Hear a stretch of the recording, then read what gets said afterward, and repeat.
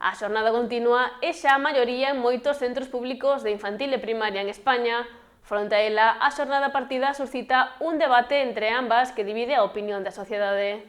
A xornada compactada escolar, que abrangue horario de 9 da mañá a 2 da tarde e que deixa as tardes sen actividade lectiva, é a fórmula maioritaria en España na organización das clases. Segundo distintos investigadores en política educativa, non existen evidencias científicas sólidas que demostren que a xornada compactada mellore o rendemento académico. Algúns advirten que a atención do alumnado diminúe nas últimas horas da mañá, o que podería afectar as clases nos centros con horario intensivo. Con todo, dase lugar así a un debate aberto entre os diversos expertos, profesores e incluso as familias dos rapaces.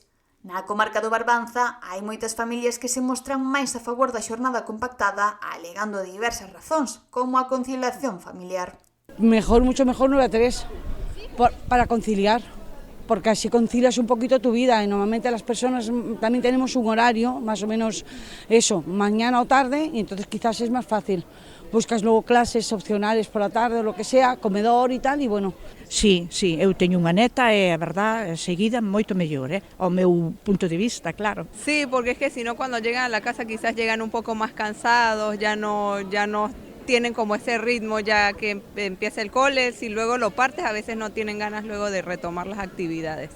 Tamén hai quen opina que a xornada partida sería a mellor para os pequenos e adolescentes.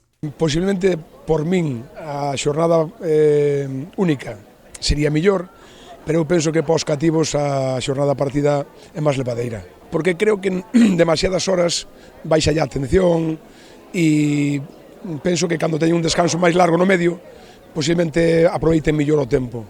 En termos xerais, según estudos e estadísticas, son os docentes os que están máis a favor da xornada compactada e as familias da xornada partida, mantendo así un debate que, lexos de pecharse, parece máis aberto que nunca.